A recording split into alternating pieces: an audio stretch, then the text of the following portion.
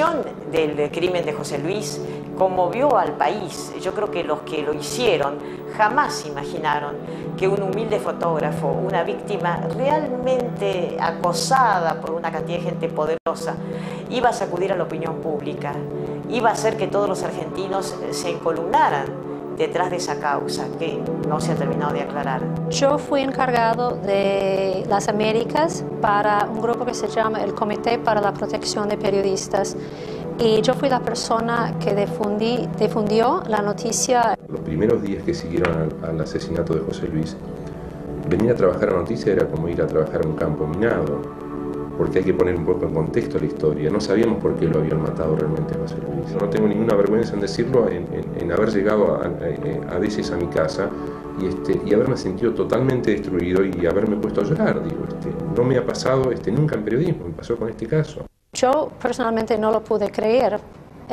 y mi reacción era una reacción que compartió muchos de mis colegas profesionales y las organizaciones internacionales, porque Argentina no tenía esa imagen. Entonces hubo un shock muy grande en el mundo. Todavía no sabemos quién lo había matado. Digo, ahora tenemos nombres, tenemos pistas, sospechas, algunas certezas, incertidumbre. Pero hay que ir a las primeras horas después del crimen, donde no sabíamos por qué había sido en Pinamar, no sabíamos por qué José Luis. Habíamos hecho la nota aquella de Maldita Policía, que ya es un título que es casi un clásico ahí del periodismo. No sabíamos si venía de ese lado, no sabíamos si venía del lado de Alfredo Yabram, es decir, no estábamos seguros. Entonces, cada nueva etapa que había que publicar era realmente un viacrucis. Es muy interesante observar que dos personas humildes, como eran María Soledad Morales, como era José Luis Cabezas, que no tenían ni cualidades de mando, ni desempeñaban funciones particularmente ejecutivas, bueno, son víctimas inocentes, inmoladas, y al mismo tiempo arrastran multitudes. Es la primera vez a mí que me sucede de ver que un compañero mío de trabajo, que un fotógrafo que trabajaba para la revista que yo dirijo, se convierte en leyenda. No tienen poder, pero a raíz de su muerte tan terrible se genera un poder muy especial, que es el poder de la protesta popular, ¿no?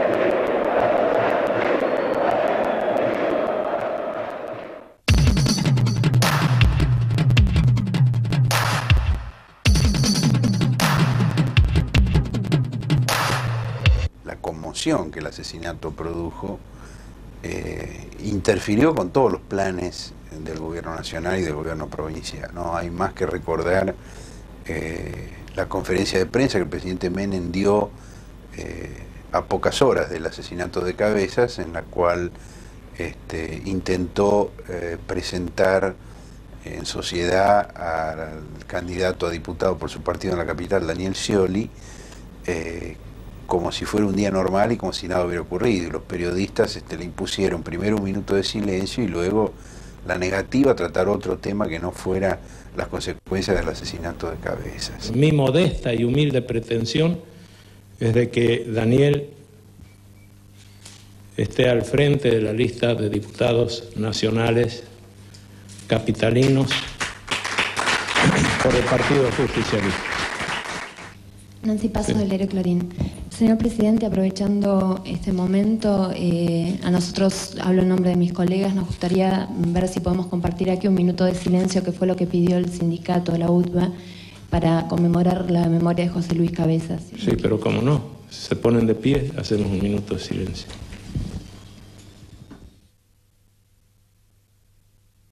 Creo que la sensación de muchos de los periodistas es de temor, de miedo. No podemos dejar de sentir algo de angustia al saber lo que pasó.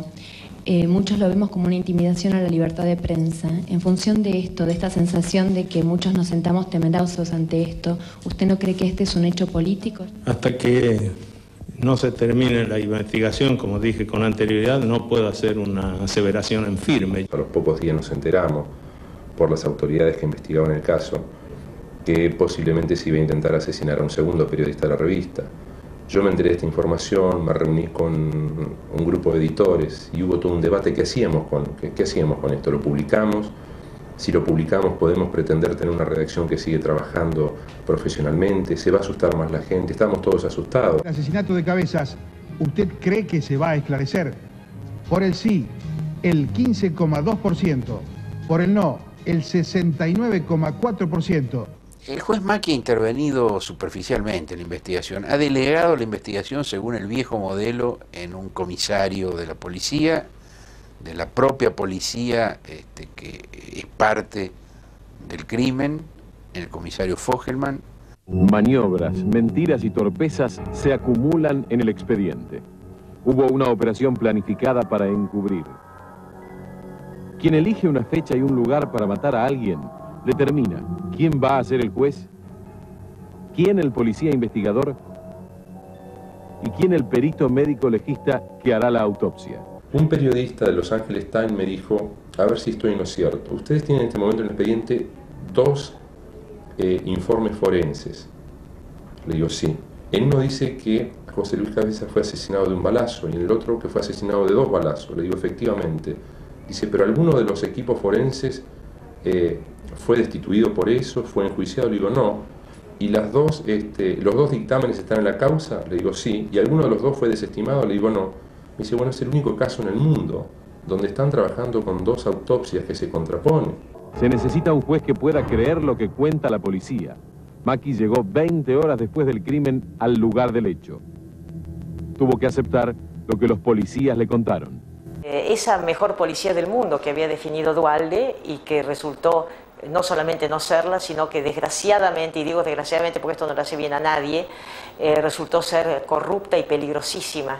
Juan Carlos Salvá, hijo político del ex jefe de la policía Pedro Klotzik, manejó una parte de la instrucción del sumario hasta que lo relevaron por ineficaz. Cuando la investigación avanza y comienzan a aparecer la participación en el asesinato de oficiales de la policía de la provincia de Buenos Aires, evidentemente esto implica un deterioro también del gobernador Duhalde. Chiche, leí un comentario donde usted decía que si no se esclarecía el caso Cabezas, era casi imposible que su marido fuera presidente. Hice una relación directa, Cabezas-policía. Sí.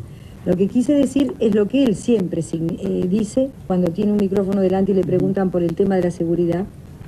Él dice que tiene que resolver este tema, que es el talón de Aquiles de la provincia de Buenos Aires, que se siente con coraje y con capacidad para resolver lo que necesita el acompañamiento de la gente, pero que es un tema que, porque en algún momento alguien le preguntó en un programa, ¿y usted cree que si no resuelve el tema de la policía puede ser presidente? Y él dijo no.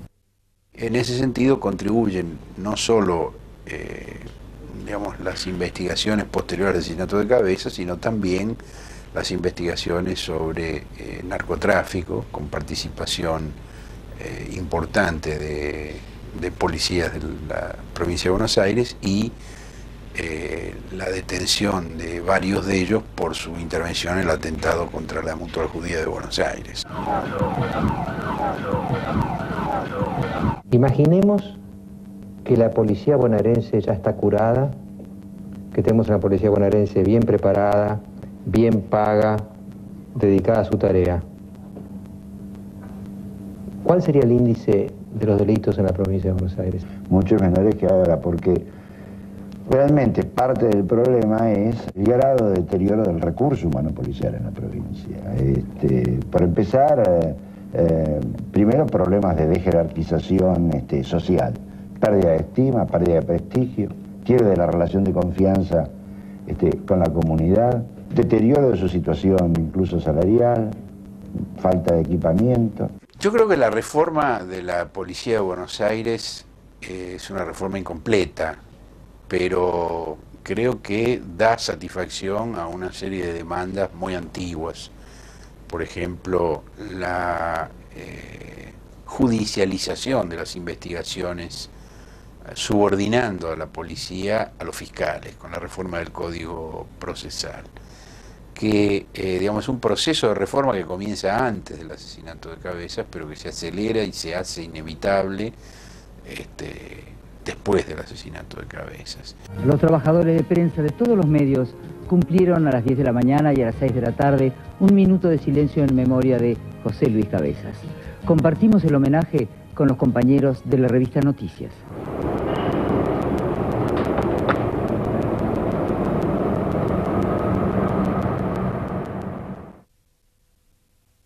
Yo creo que el crimen de Cabezas fue un disparador de un estado de conciencia, un estado de vigilia de la opinión pública. Y si a través de la influencia de Duhalde se esclareciera el crimen de Cabezas, sería un gran empujón en su carrera política.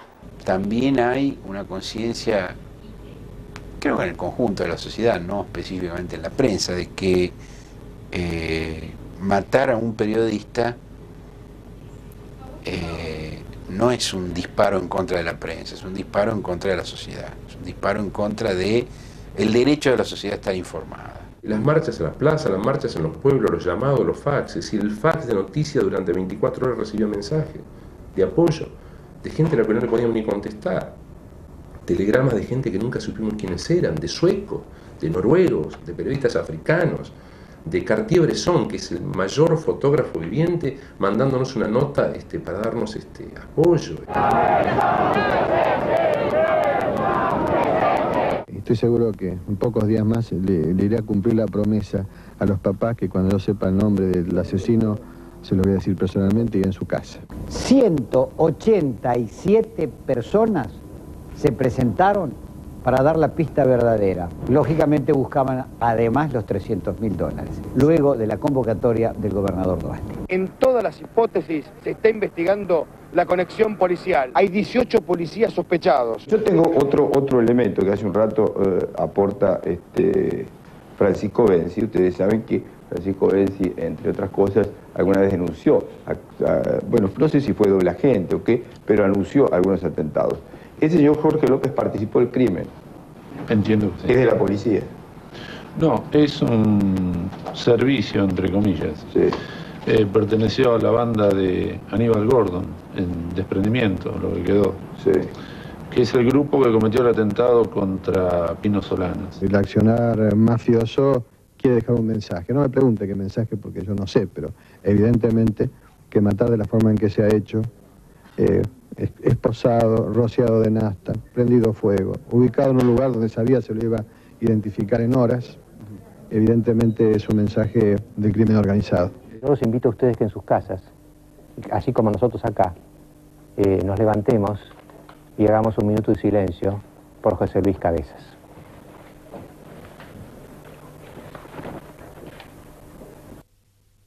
Una frase que escuché de un alto jefe de la policía de la provincia de Buenos Aires a lo largo de la semana y que resumía bien todo un espíritu que hay alrededor de la investigación del asunto Cabezas. Tenemos que encontrar una solución que conforme a la gente. 5 detenidos entonces, 4 hombres y una mujer. Ella es Pepita la Pistolera. Con este apodo se conoce a la marplatense detenida hoy por su presunta vinculación con el caso Cabezas. El uruguayo Martínez Maidana, que tiene presuntamente el arma homicida en su casa, declara que en el momento, pocas horas después de ser detenido, él escucha en la dependencia policial donde está detenido, ve por televisión al ministro del Interior, Carlos Corach, diciendo que se ha secuestrado el arma asesina. Y él sabe en ese momento que todavía no se ha hecho el peritaje para determinar qué es el arma asesina. El señor juez nos ha ratificado en forma terminante que el arma capturada, una de las armas capturadas de acuerdo a la pericia, es indubitablemente el arma con que se cometió el asesinato del señor Cabezas. 57 hipótesis dice usted que maneja el juez, y son más las que aparecen todos los días. Hay naturalmente trabajos más serios, trabajos menos serios, y hay también manipulaciones, introducción de testigos falsos que terminan siendo procesados, como algunos de los que aparecieron inicialmente en un programa de América 2. Este jueves a las 13, horario normal, seguramente le podremos decir quién o quiénes mataron a Cabezas. Lo espero. Otro testigo trucho fue Marta Kotz, aquel testigo que apareció en los programas como el de Mauro Viale, por ejemplo, contando su versión del caso. Y a la gente que imputó a Marta Kotz jamás la citaron como imputados, como indagados, sino fueron citados como testigos para averiguar si realmente lo que decía esta mujer era cierto. Se comprobó que era mentira. Tu teoría de por qué mataron a Cabezas, que según vos lo mató Franul encargado por el señor XX que le pagó $500.000. ¿Tiene que ver con que Cabezas hubiera encontrado algo importante de alguna persona, alguna foto o algo? Sí. ¿Sí? Sí. ¿De algún empresario? Sí. Sí. ¿No pasa por la policía? No, acá yo te lo repito, lo reitero, no tiene nada que ver ni la policía, ni la provincia de Buenos Aires, ni la federal, ni es un problema político, es un problema personal. De ser cierta la versión que se habría transmitido a través de ese testimonio, podría dar un vuelco favorable a la investigación. La confesión de Macchi, el juez, abatido, le dijo a su secretario: miren muchachos, yo no puedo más, si ustedes quieren apartarse del caso, háganlo ya, yo estoy jugado. Después les dijo: ¿cuánto vale la vida de un hombre en este país? Miró a sus empleados y agregó: si me matan, llévenme flores al cementerio. Es bueno que, por favor, y rápidamente podamos esclarecer este hecho para crear de una vez por todas en la justicia argentina y para que no nos sigan vendiendo pescado podrido, porque ya estamos un poco cansados de ver un montón de cosas alrededor de un caso que es muy pero muy serio. Realmente esa frase que dicen los muchachos y en la que estamos metidos todos es: no nos olvidemos todos de José Luis Cabezas. La investigación iniciada en Mar del Plata partió de pistas falsas o fabricadas para desviar la instrucción, sustentada fundamentalmente en el testimonio de Carlos Alberto Redruello, hoy imputado por su presunta participación en el homicidio. Fueron excarcelados. Margarita Di Tulio había sido procesada porque el juez Macchi consideró que había sido la instigadora del homicidio. Juan Domingo Dominichetti es el tercer Pepito puesto en libertad por falta de mérito. Mi convicción, mi fe, mi absoluta seguridad de que este hecho va a ser esclarecido no está relacionada con que conozca más que usted, sino que aunque estoy convencido que cuando la decisión política coincide con los anhelos de la población en general, con la del juzgado y con la de los investigadores, no hay hecho de estas características que pueda quedar impune. Estaría cerrándose el cerco sobre quienes habrían sido hasta el momento los autores materiales del homicidio de José Luis Cabezas. Se presume que el autor material sería Gustavo Preyeso. Ex oficial inspector, prestó servicios en la comisaría de Pinamar, era el segundo de Gómez. Fue exonerado por enriquecimiento ilícito y por facilitar autos para robos.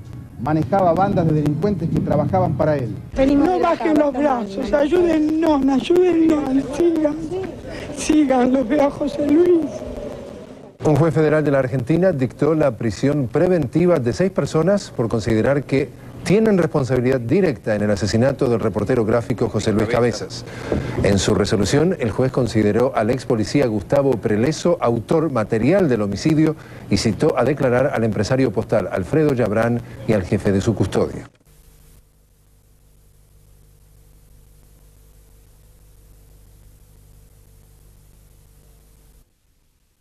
Yo no sé si la investigación del asesinato de Cabezas influyó en los resultados electorales. Lo que sí influyó sin duda en los resultados electorales fue el asesinato de José Luis Cabezas y la fuerte reacción social que eso provocó. Según los cómputos oficiales, en la provincia de Buenos Aires, el principal distrito electoral del país, la alianza opositora entre Unión Cívica Radical y el Frepaso se está imponiendo por un 50% contra un 39% del Partido Justicialista. Todas las investigaciones sociológicas de aquel momento muestran que la preocupación que hay en la provincia de Buenos Aires está centrada básicamente en una policía descontrolada, que además ha tenido actitudes de represión violenta, como la de febrero del año 1996 en la ciudad de La Plata, ante una asamblea estudiantil.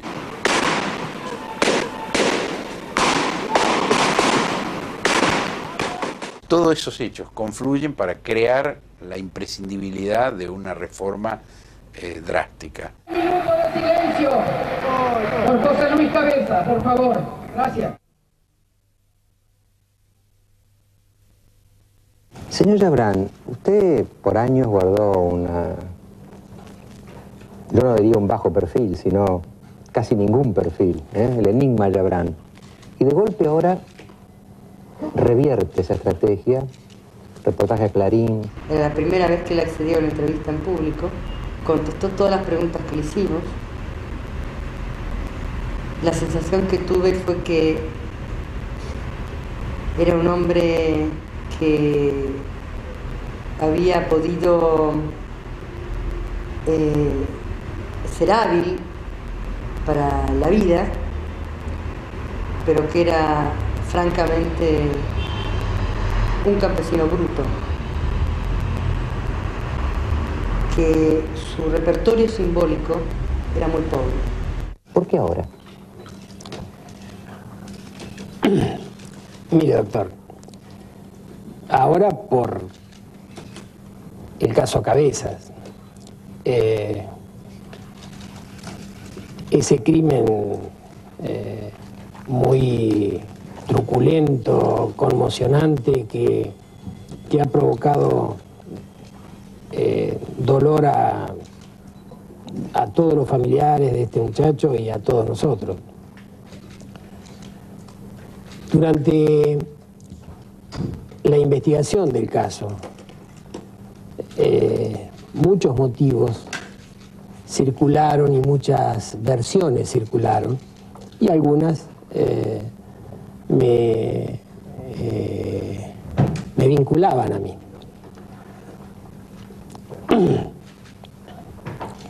Chabrán nos había prohibido tomar fotos de la casa, solo de la puerta. De la casa de lejos no se podían tomar fotos.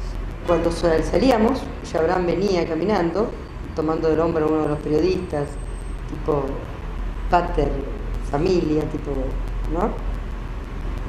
Simpaticón.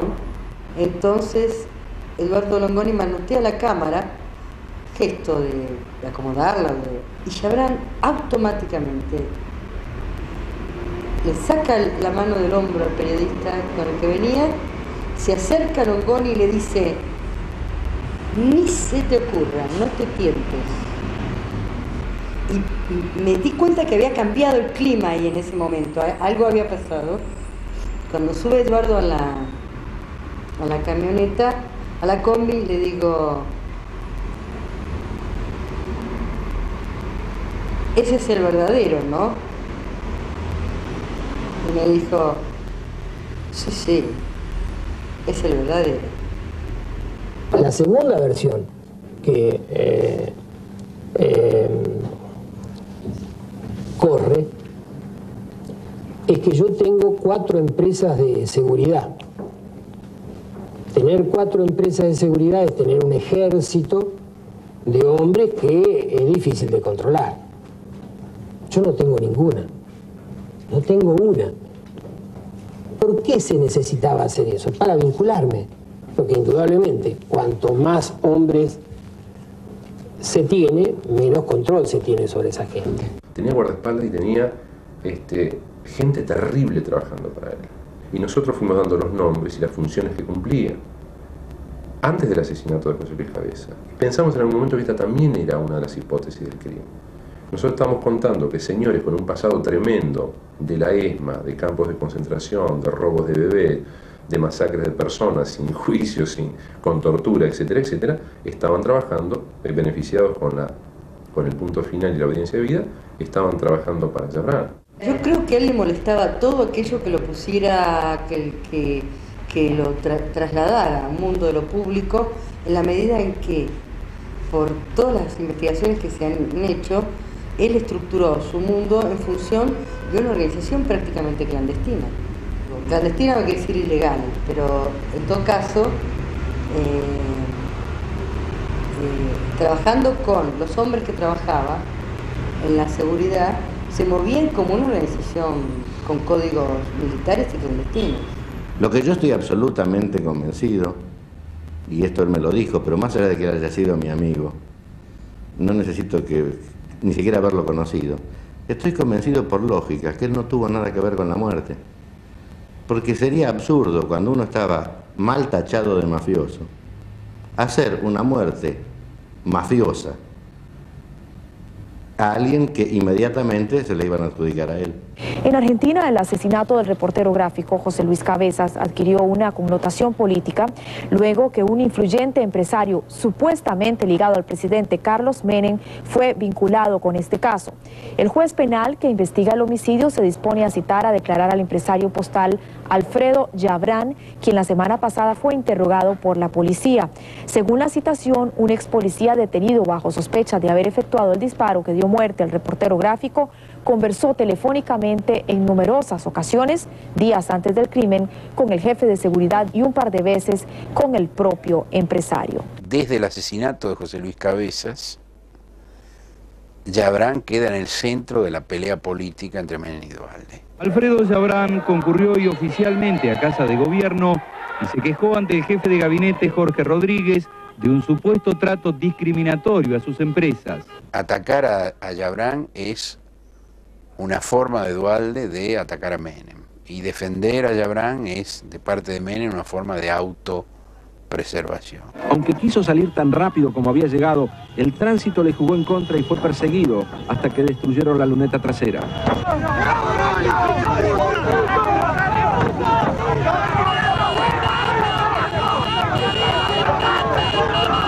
Lamentable esto del famoso bocinazo.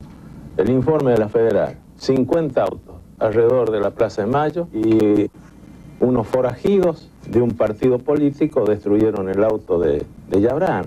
Esto nada tiene que ver con la política. Con un minuto de silencio le honramos a José Luis Cabezas.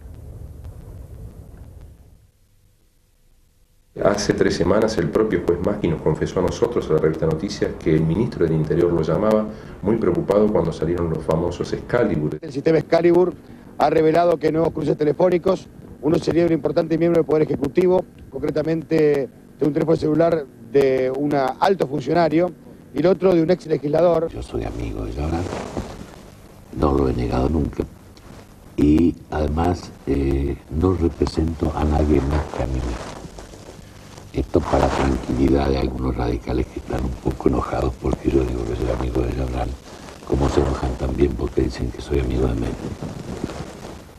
Pero es amigo de los dos, pero es amigo. Soy amigo de los dos. Hassan no puede negar el hecho que es comprobable, que es computadora a computadora, se demostró que él se comunicó en más de 40 oportunidades con el empresario Yabrán. Lo que yo le pido a ustedes, le pido a todo el periodismo que no se olviden de Cabezas, porque en definitiva esta causa, mi miedo es que vaya derivando hacia otras cuestiones y no discutamos los temas principales. Si un empresario, sea Yabrán o quien sea, habla con los ministros por teléfono, tendrán que explicar o no. Elías Hassan, ministro de Justicia, negó conocer a Yabrán, pero luego se supo que en pocos días hubo 103 contactos entre su teléfono celular y la oficina del cuestionado empresario. A lo largo de este año, la imagen de Cabezas fue exhibida por periodistas y fotógrafos, pero también por gente común, en tribunas y estadios, comercios y automóviles, como un símbolo de rechazo a la violencia y de exigencia de justicia. Pretender vincularme con el caso Cabezas o con cualquier actividad que tienda a obstaculizar su investigación es una infamia y solo puede ser atribuida a típicas operaciones de servicios que espero pronto sean identificados. Elías Hassan, ministro de Justicia. Caso Cabezas, para nosotros no es el caso Cabezas, es el asesinato de José Luis Cabezas. ¿Y un hombre del gobierno que diga operaciones de servicios? Esta es la crónica de un final anunciado, al menos desde hace ya 10 días.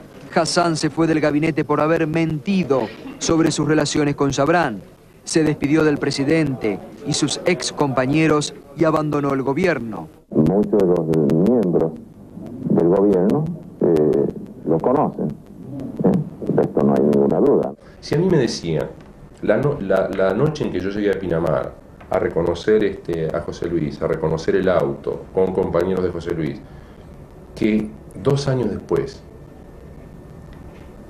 íbamos a tener un nuevo ministro de Justicia por culpa de este asesinato.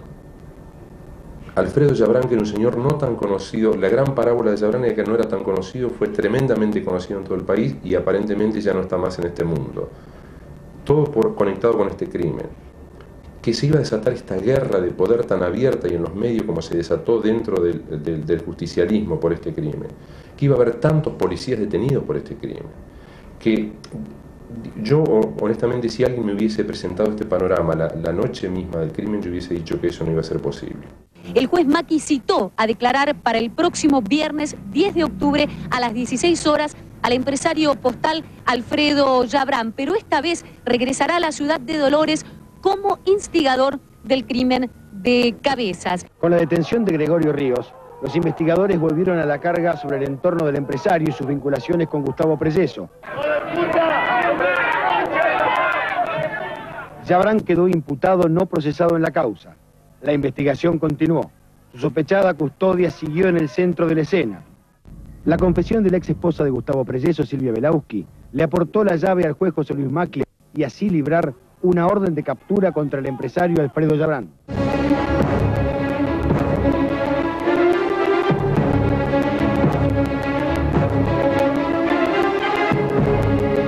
A partir de las 19:50 del viernes 15 de mayo, Alfredo Yabrán pasó a la clandestinidad.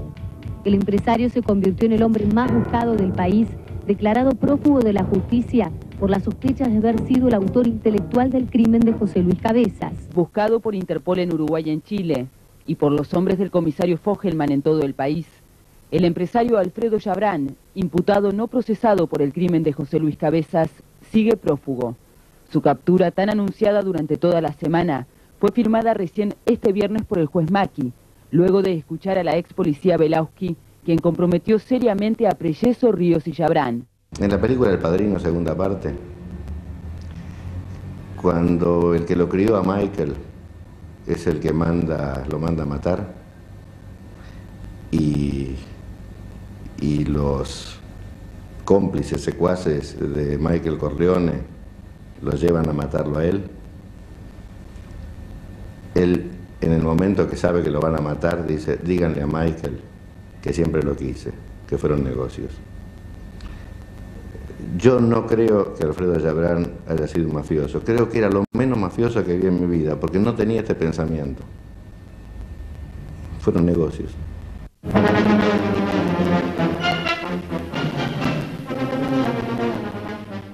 Comenzamos en la Argentina, donde lo que según la policía es el suicidio del empresario Alfredo Yabrán, que ha tomado a todos por sorpresa. La versión oficial indica que este mediodía Yabrán se quitó la vida después de verse cercado por la policía, que tenía una orden para capturarlo. Así termina una historia de señalamientos que comenzó cuando el fotógrafo asesinado José Luis Cabezas le tomó una foto a Yabrán para la revista Noticias, un rostro que hasta ese momento el país desconocía. Todas las muertes inducidas o provocadas son terribles. Si alguien lo inducen al suicidio, si esto fuera así, la tortura psicológica que te lleva a inducirte al suicidio puede ser tan terrible como la tortura física que implica la muerte. Yo creo que es muy importante, por ejemplo, escuchar nuevamente a los fiscales de Dolores, que fueron los que presenciaron el quiebre de Prelleso. ¿Cuál fue el móvil del homicidio de José Luis Cabezas? ¿Se lo llevó Yabrán a la tumba o lo sabe también Gregorio Ríos? Son un montón de temas que quedaron, digamos, en incertidumbre. Que sí estoy convencido no fue Yabrán. Estoy convencido porque era su amigo y porque me lo dijo, pero aun cuando yo no lo hubiera conocido y hiciera un razonamiento lógico del caso, la lógica te indica que no fue Yabrán. El crimen todavía no pudo ser absolutamente clarificado y el principal, digamos, señalado de ser el instigador se llevó los secretos a la tumba con su suicidio, más a modo de pacto de silencio y protección hacia otros que hacia él mismo. Aunque Yabrán se haya suicidado, es muy interesante averiguar, por ejemplo, la gente que trabajaba en los organismos de seguridad de Yabrán. ¿Qué está haciendo ahora, por ejemplo? Tampoco ha logrado desbaratar la banda policial. Por más que esté preso Prelleso, que esté preso Camarata, que esté preso Luna, que esté sospechado Gómez, pero faltan personajes. Falta Salvá, falta Dorgan, falta Colo, faltan otros personajes que sabemos todos que estuvieron o participaron de una forma u otra, por lo menos del encubrimiento del caso Cabezas. No podemos hablar de que el crimen de Cabezas esté aclarado de ninguna manera. Hay algunas puntas, hay indicios importantes y hay explicaciones que tiene que dar el gobierno nacional y hay explicaciones que tiene que dar el gobierno de la provincia de Buenos Aires. ¿Qué cosas cambiaron para la prensa? Bueno, yo creo que muchas cosas. Es decir, primero, la indignación profunda que yo creo que nos sacudió a todos y que hace que no vamos a olvidarnos de José Luis. ¡Justicia! ¡Justicia! ¡Justicia! ¡Justicia! El enorme dolor y el enorme miedo que significó ese crimen, yo creo que nos dio como fuerzas a todos para seguir adelante y para no perdonar a los poderosos y para no dejar que la impunidad se convierta en un hecho concreto. Yo no sé hasta qué punto esto haya impedido o no la prensa hacer su trabajo. Yo veo una prensa todavía agresiva y haciendo un trabajo excelente. Pero a nivel personal, si yo fuera periodista argentina, yo tomaría muchas más precauciones. A 2 años del asesinato tengo la misma indignación que el primer día.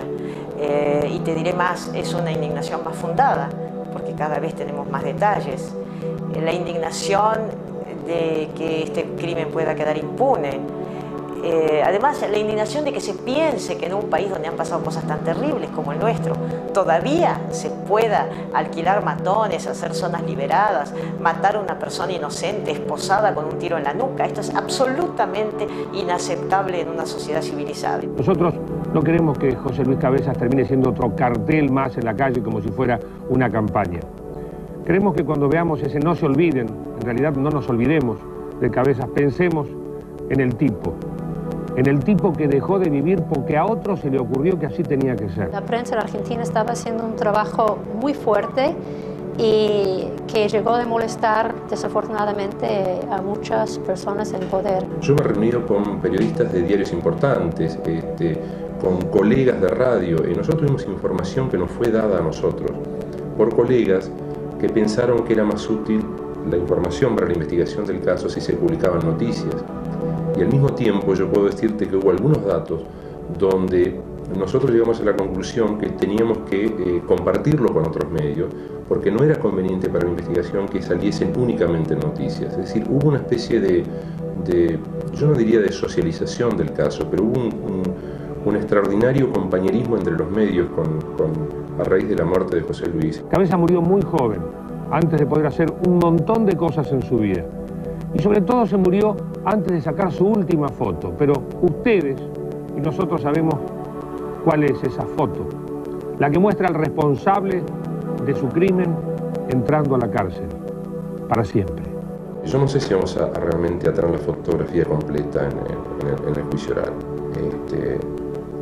Ha habido un quiebre en la investigación, ninguna duda, y esto no estoy revelando nada nuevo, y es a partir del suicidio de Alfredo Jabram. Es como si parte de la opinión pública, parte de la investigación o del propio sistema judicial hubiesen aceptado que el máximo precio al que se podía aspirar o el máximo castigo que se podía aspirar hubiese estado identificado con ese suicidio. Las dos son muy jóvenes. Las dos son mamás. Las dos sabían quién era la otra, pero nunca se habían encontrado. Hoy, Violeta, la viuda de Alfredo Poyat, y Cristina, la viuda de José Luis Cabezas, se conocieron. Usted decía antes que el tema, que mi sensación era de pedirle a la gente de repente que se involucre, con lo cual me parece que el ejemplo es lo fundamental. Y yo creo que personalmente tengo 1000 cosas que aprender, pero puedo dar 1000 cosas. Me aferro a esa bandera, me aferro porque tengo que seguir lo que él quería, ¿no? De construir un lugar lindo para vivir con mis hijos, con mi hija. Bueno, Juan y Agustina son mis hijos también. Son míos y los voy a sentir así, siempre.